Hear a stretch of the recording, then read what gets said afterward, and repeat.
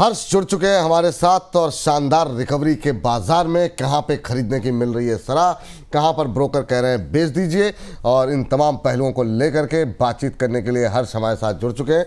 हर्ष बताइए, आज की पहला काउंटर कौन सा होगा? जी, पहला काउंटर बीएससी की बात कर लेते हैं यहाँ पे। और बीएससी में देखें तो जेफरीज की रिपोर्ट है, खरीदारी की सलाह है, 2,930 रुपये प्रति शेयर के भाव का लक्ष्य दिया है। सबसे पहले मुनाफे की बात करें तो उन्होंने कहा है कि जेफरीज को मुनाफा जिस तरीके वो एक्सपेक्टेशन लेके चले थे वो उसके मुताबिक रहे। दूसरी चीज, जो इंडेक्स डेरिवेटिव वॉल्यूम है उसमें सुधार देखने को मिला यहाँ पे। और ये भी ब्रोकरेज की तरफ से कहा है, जिस तरीके से सेबी चीफ की तरफ से बयान निकल के आया है कि उनको एफ&ओ को लेकर किसी तरह की कोई परेशानी नहीं है, फिर कहें कि वॉल्यूम को लेकर जो यहाँ पे बात चल रही थी कि उसको कम ही करते हुए दिखेंगे, वो उस तरह की चीज़ें नहीं है, इस पर क्लैरिटी आ गई, तो ये चीज़ इनको पसंद आ रही है। इसके अलावा कैश सेगमेंट में थोड़ा सा ज़रूर दबाव मिला है, लेकिन यहाँ पर इन्होंने एक चीज़ ज़रूर कही है कि सेटलमेंट गारंटी फंड बिल्डअप जो पॉलिसी है उसके वजह से थोड़ा सा रेवेन्यू में दबाव देखने को मिला। बेसिकली अपने दर्शकों को बता दें, जो settlement guarantee fund buildup policy basically ये होती है कि जो इंडेक्स होते हैं, चाहे बीएससी हो एनएससी हो, वो क्या करते हैं, कुछ ट्रेड को लेके जैसे खरीद और बिक्री होती है तो उसमें कुछ अमाउंट जो है अगर बाई चांस भुगतान नहीं किया जा रहा, दूसरा नहीं कर रहा पार्टी, तो उसके हिसाब से कुछ भुगतान पहले से यहाँ पे रखा है, तो उसकी बात ये लोग कर रहे हैं। यहाँ पर ये कह रहे हैं कि आगे अभी बीएससी ने इसमें से 5% किया है यहाँ पर तिमाही की धार से, और आगे भी जो है स्थिति वो बढ़ती हुई दिख सकती है। चलिए, बीएससी को लेकर के हम लोगों ने अभी थोड़ी देर पहले भी बात की थी और बीएससी आज तो बिल्कुल फेवरेट है। 2930 का लेवल देखने को मिल रहा है लक्ष्य जेफरीज की तरफ से। अंबाला मैम, क्या सलाह रहेगी आपकी जेफरीज को लेकर के? 2930 का टारगेट सहमत हैं या और ऊपर के टारगेट हैं आपके? मैं इसमें सहमत हूँ, लेकिन आज मैं पहले आपको एक अपडेट देना चाहती हूँ। हर्ष जी के शो के दौरान मैंने इसमें बाइंग रिकमेंडेशन दिया था 2050 और 2100 के भाव पर 2750 रुपए फर्स्ट टारगेट था, जो आज ही हिट हुआ है। सो मुझे लगता है कि अगर आप मेरे रिकमेंडेशन पर उस समय ट्रेड पर आए थे, स्विंग ट्रेडिंग के हिसाब से ही मैंने ट्रेड रिकमेंड किया था, तो लगभग 30% का ये गेन है, बुक कर लीजिए। लेकिन अगर आप इसको आज से और थोड़ा होल्ड कर सकते हैं, जब मैं और थोड़ा बोल रही हूँ तो इसको आप और थोड़ा कर लीजिए, क्योंकि ये लंबा थोड़ा सा आपको होल्ड करना पड़ेगा, कम से कम और 3 क्वार्टर्स। तो उसके बाद आप इसमें एक फ्रेश हाई की एक्सपेक्टेशन बिल्कुल रख सकते हैं। इसमें टारगेट जो अगले बनते हैं वो 3100 से लेकर के ये लगभग मतलब अतिशयोक्ति तो नहीं है, लेकिन लगभग ये 3600 के भाव को पार करने वाला है बहुत ही जल्द। तो आज भी अच्छे प्रॉफिट पर हैं जो पहले से हैं। जो फ्रेश बाइंग के बारे में सोच रहे हैं, सोचिए, बिल्कुल सोचिए, लेकिन स्टॉप लॉस जो है वो थोड़ा बड़ा है इस बार, वो 2450 रुपए का स्टॉप लॉस रहेगा। फिर भी रिस्क रिवॉर्ड फेवरेबल है, लेकिन आपको समय देना इस बार और पड़ेगा। ये वाला जो मूवमेंट 1-1.5 महीने के अंदर हुआ है, अगला वाला मूवमेंट 1-1.5 महीने के अंदर नहीं होगा, टाइम लगेगा थोड़ा। ठीक है मैम, चूँकि आपने इतनी ज़्यादा जानकारी दी, एक हमारे दर्शक हैं एकता एकांश जी के नाम से, तो एकता जी कह रही हैं कि 200 रुपये का पर शेयर हो रहा है प्रॉफिट, क्या करना चाहिए इनको अभी बीएससी में? वेट करें 200 अभी आप थोड़ा सा रुक जाइए, देखिए थोड़ा सा और रुक जाएंगे ना तो आपको यहाँ पर एक 3000 का भाव तो मिल जाएगा। ऑफ कोर्स ये थोड़ा और कंसोलिडेट करेगा, थोड़ा बहुत नीचे वगैरह आएगा, लेकिन डरिए मत। स्टॉप लॉस जो है इस बार मेंटेन करिए, जैसे अभी मैंने बताया है वो वाला, और बाकी आप इसको होल्ड कर सकती हैं। Wait for a fresh high. चलिए ठीक है, डरिए नहीं, स्टॉप लॉस और तमाम चीज़ों का ध्यान रखते हुए होल्ड कीजिए, थोड़ा कंसोलिडेशन देखने को मिल सकता है। चलिए हर्ष के पास चलते हैं और दूसरा शेयर कौन सा लेकर के आए हैं हर्ष, बताइए हर्ष। वोडाफोन आइडिया की बात कर लेते हैं, क्योंकि बैक टू बैक नतीजों के बाद एक नए यहाँ पर जो है रिपोर्ट्स आ रही है। यहाँ पे बोफा की रिपोर्ट आई है, अंडर परफॉर्म की रेटिंग दी है और 6.5 रुपये का इन्होंने यहाँ पर टारगेट दिया है। सबसे पहले इनका कहना है कि हमारा जो नज़रिया है वो काफ़ी ज़्यादा सतर्क है यहाँ पर, और जो रिस्क रिवॉर्ड है वो अनफेवरेबल इनको दिख रहा है यहाँ पर। क्यों दिख रहा है? इन्होंने कहा है कि जो सब्सक्राइबर बेस है वो घटता हुआ देखने को मिला है यहाँ पर। इसके अलावा इन्होंने ये कहा है कि जो कंपनी के ऊपर कर्ज है वो बहुत ज़्यादा भारी है। इसके अलावा ग्रोथ जो है वो कमज़ोर दिख रही है। ये भी क्लैरिटी नहीं है कि जो लॉस 5500 का आया वो किस हिसाब से कंपनी जो आगे के जो क्वार्टर्स में कर्ज को कैसे घटाती हुई दिखेगी। साथ ही इनका ये भी कहना है यहाँ पे कि जो नेट लॉस है उसको लेकर अभी, और साथ जो यहाँ पे AGR ड्यूज़ है उसको लेकर भी सरकार की तरफ से जो क्लैरिटी अभी तक आई नहीं है कंपनी की तरफ से, वो देखना होगा यहाँ पे।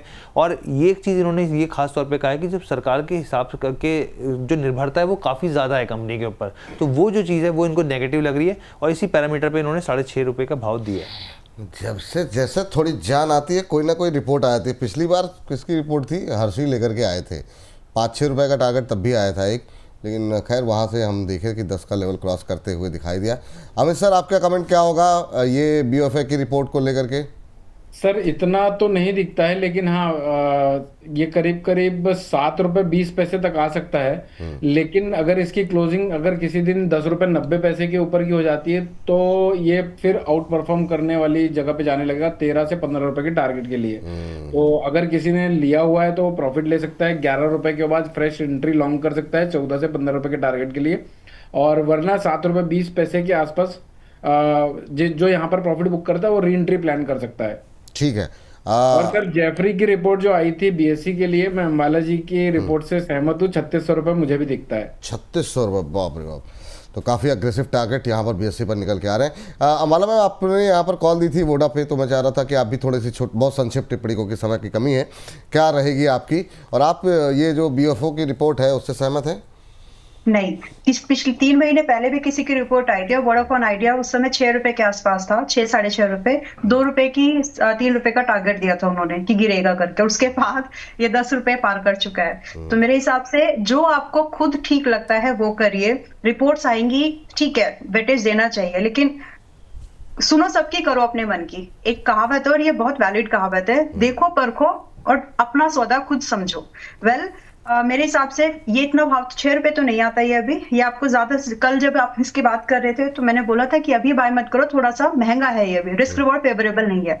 बट 6 रुपए नहीं आएगा, ये आपको मैक्सिमम मिल सकता है 8.5 से 9 रुपए के आसपास में। तो वहां मिल जाए डेफिनेटली, फिर से फ्रेश एंट्री के प्लान करो। 11, 12, 14 ये टारगेट्स अभी भी ओपन है। फर्दर जो एक्सटेंडेड टारगेट थे इसके लिए इसको होल्ड कर फ्रेश बाइंग उसी रेंज में करें 8.5 से 9 की, और फिर आप टारगेट के लिए वेट करें। तो फिलहाल 6 रुपए तो नहीं आएगा, लेकिन 8, 8.5, 9 के आसपास आ सकता है। चलिए ठीक है, कोई बात नहीं। लेकिन पहले हर्ष हम लोग देखते थे जब इस तरह की कोई नेगेटिव रिपोर्ट आती थी तो धराशायी हो जाता था बिल्कुल शेयर।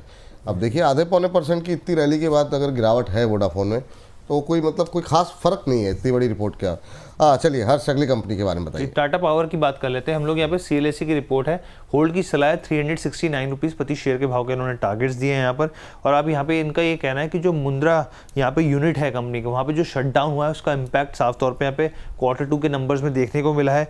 इंडोनेशिया में माइनिंग जो बिजनेस है उसका इम्पैक्ट होता हुआ दिखा है यहाँ पर। इसके अलावा जो कोर प्रॉफिटेबिलिटी है उस पर असर रहा है यहाँ पर, लेकिन जब कैपेसिटी जो है कंपनी की वो ज़रूर बढ़ती हुई देखिए, 14% का एक बढ़ोतरी यहाँ पर देखने को मिली है। इसके अलावा ओडिशा डिस्कॉम की बात कर लीजिए या फिर सोलर ईपीसी की बात कर लीजिए या मॉड्यूल बिजनेस की बात कर लीजिए, कंपनी ने एक शानदार परफॉर्मेंस दिखाया है, लेकिन आने वाले क्वार्टर में थोड़ा सा दबाव ज़रूर दिख सकता है। चलिए, टाटा पावर 390 पे चल रहा है, 370 तक के लेवल देखने को मिल सकते हैं। ये जो इनका जो प्लांट में कामकाज रुका उसका जो है असर मुनाफे पे देखने को मिला है। उसकी वजह से जो है प्रेशर बना हुआ है मुनाफे पे, रिजल्ट्स पे। अमित सर, क्या टिप्पणी रहेगी? सीएलएसए कह रहा है 370 तक आएगा। सर एक कोई बड़े टारगेट नहीं, यहाँ तक तो आराम से आ सकता है। तो नॉर्मल करेक्शन में भी बाजार ट्रिगर कर सकता है। जब तक 407 रुपये के ऊपर फ्रेश क्लोजिंग नहीं आती तब तक ये पॉसिबल है। ठीक है। बहुत नीचे के टारगेट नहीं दिए गए हैं, तो अब यहाँ से रिकवरी आएगी तो देखा जाएगा। अभी तो खैर वैसे ही बहुत लंबे समय से एक रेंज में चल रहा है। चलिए लास्ट काउंटर के लिए चलते हैं हर्ष के पास और देखते हैं आखिरी शेयर किस सेक्टर से और किस थीम से निकल के आ रहा है। जिस थीम की सर आप अमूमन चर्चा करते हैं, भारत फॉर्ज की बात कर लेते हैं हम लोग। यहाँ पर नोमरा की रिपोर्ट है, न्यूट्रल की सलाह 1553 का यहाँ पे इन्होंने यहाँ पे टारगेट्स दिए। इन्होंने कहा है कि जो डिफेंस बिजनेस है कंपनी का, खासतौर पर जो एक्सपोर्ट में जो कमजोरी रही है उसको कवर अप कर दिया है यहाँ पर कंपनी ने।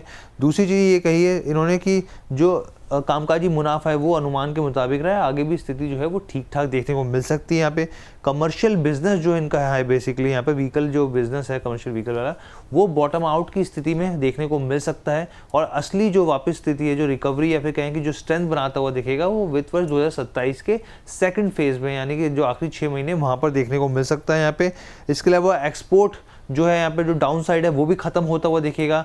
ओवरऑल ये मान के चल रहे हैं FY27 में कंपनी एक अच्छी स्ट्रेंथ दिखाती हुई दिखेगी। एक ये ज़रूर है कि जो यूएस के साथ जो टैरिफ को लेकर कंसर्न्स चल रहे हैं उसका इम्पैक्ट ज़रूर स्टॉक में देखने को मिल रहा है, लेकिन इसका असर ये हुआ कि जो नॉर्थ अमेरिका में जो इनका बिजनेस है उसके लिए काफ़ी चुनौतीपूर्ण पैदा हो गई है स्थिति। चलिए ठीक है, भारत फोर्स को लेकर के जानते हैं कि यहाँ से 150 रुपये ऊपर के जो टारगेट दिए गए हैं उससे अंबाला जी सहमत हैं कि नहीं। अंबाला मैम, क्या टिप्पणी रहेगी? न्यूमरा से सहमत हैं आप? Yes, I agree with it. In fact ये तो अब बोल रहे हैं, हम लोगों ने इस पे 1300 रुपए पर अपने चैनल में, अपने टेलीग्राम चैनल्स पर और अपने पेड कम्युनिटी में भी 1300 रुपए का भाव पर एंट्री ट्रिगर करवाई थी 26 अक्टूबर को। और पहला टारगेट था 1400, 1500, 40, 1700 और 1800। तो ये टारगेट है, और 1400 रुपए का जो पहला टारगेट है वो आज ही हिट हुआ है। So this was an open call, disclosure है, ओपन कॉल था ये। आज डिस्क्लोजर है कि इसमें आज ही हमारा पहला टारगेट हुआ है। ट्रेड डेट वाज 26 अक्टूबर। अभी मैंने अभी बता दिया है कि मैं तो यहाँ पर 1700 और 1800 तक के भाव देखती हूँ, तो इनका जो टारगेट है मेरे सेकंड से भी कम है। सो मेरा व्यू यहाँ पर थोड़ा सा और बड़ा है। स्टॉक में मजबूती बनेगी लंबी अवधि के लिए भी, और यहाँ पर बने रहने की सलाह है कि आप इसमें ट्रेड प्लान भी कर सकते हैं, फ्रेश भी, अगर आप इसमें जो टारगेट्स मैं देख पा रही हूँ। और ये व्यू पॉजिटिव जो है, अच्छा है, यहाँ पर एक फ्रेश लॉन्ग व्यू बनता है।